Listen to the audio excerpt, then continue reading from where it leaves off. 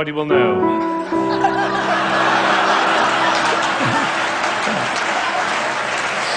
All right. So he gets to E, but it's the wrong chord. Now he tries E again. That chord doesn't work. Now he tries E again. That chord doesn't work. Now he tries E again. That doesn't work. And then finally, there was a gentleman in the front row who went, like that. It was the same gesture he makes when he comes home after a long day, turns off the key in his car and says, I'm home, because we all know where home is. So this is a piece which goes from away to home. And I'm going to play it all the way through, and you're going to follow. B, C, B, C, B, C, B, D, down to A, down to G, down to F, almost goes to E, but otherwise the play would be over. Goes back up to B, gets very excited, goes to F sharp, goes to E, it's the wrong chord, it's the wrong chord, it's the wrong chord, and finally goes to E, and it's home. And what you're going to see is one buttock playing.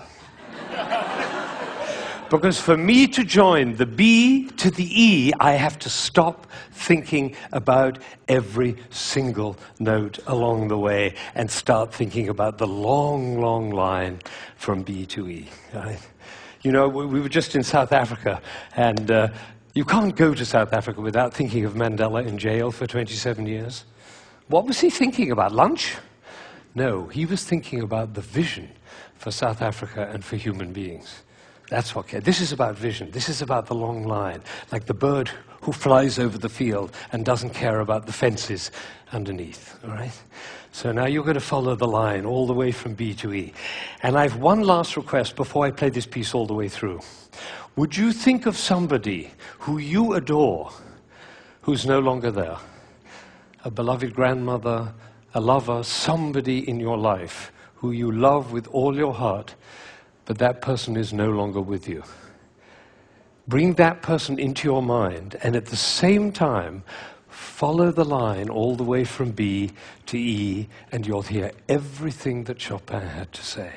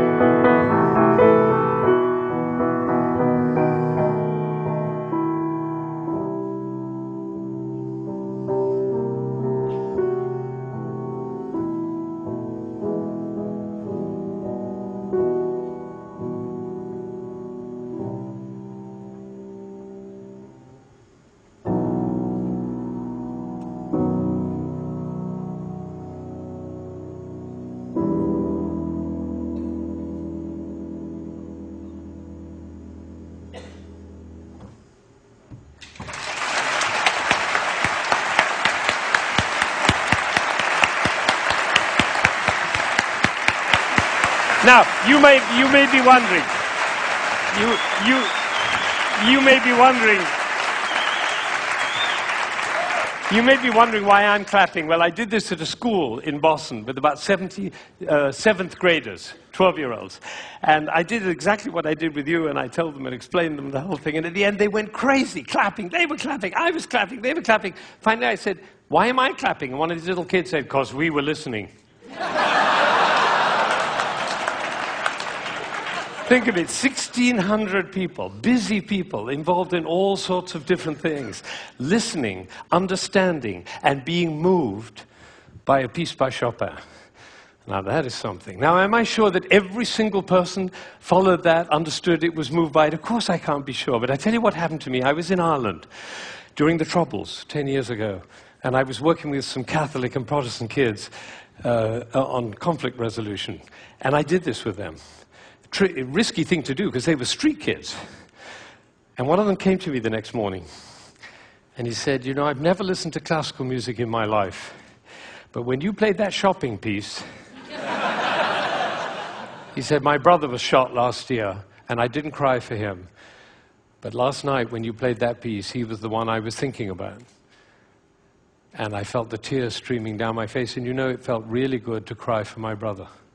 So I made up my mind at that moment that classical music is for everybody. Everybody. Now, how would you walk? Because you know my profession, the music profession, doesn't see it that way. They say 3% of the population likes classical music. If only we could move it to 4%, our problems will be over. I say, how would you walk? How would you talk? How would you be if you thought 3% of the population likes classical music? If only we could move it to 4%. How would you walk? How would you talk? How would you be if you thought everybody loves classical music? They just haven't found out about it yet. See, these are totally different worlds. Now, I had an amazing experience. I was 45 years old. I'd been conducting for 20 years, and I suddenly had a realization. The conductor of an orchestra doesn't make a sound. My picture appears on the front of the CD. But the conductor doesn't make a sound. He depends for his power on his ability to make other people powerful. And that changed everything for me. It was totally life-changing. People in my orchestra came up to me and said, Ben, what happened? That's what happened. I realized my job was to awaken possibility in other people. And of course, I wanted to know whether I was doing that. And you know how you find out? You look at their eyes. If their eyes are shining, you know you're doing it. You could light up a village with this guy's eyes. Right, so if the eyes are shining, you know you're doing it.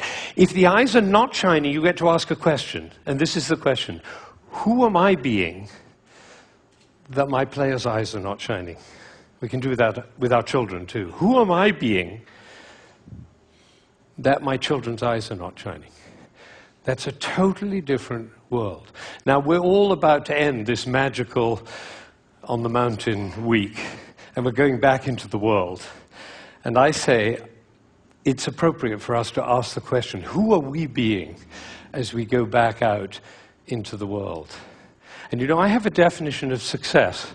For me, it's very simple. It's not about wealth and fame and power. It's about how many shining eyes I have around me.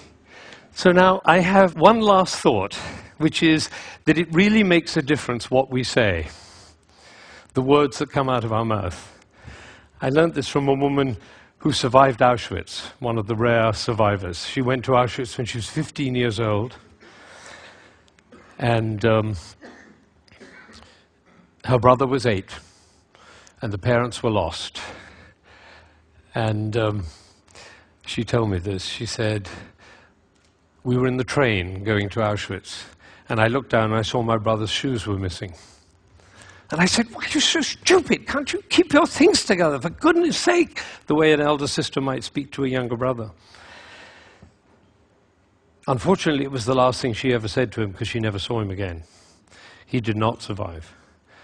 And so when she came out of Auschwitz, she made a vow. She told me this. She said, I walked out of Auschwitz into life, and I made a vow. And the vow was, I will never say anything that couldn't stand as the last thing I ever say. Now, can we do that? No, and we'll make ourselves wrong and others wrong. But it is a possibility to live into. Thank you.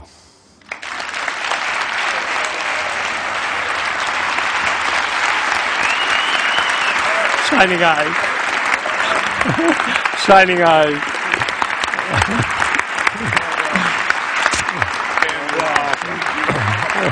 Thank you.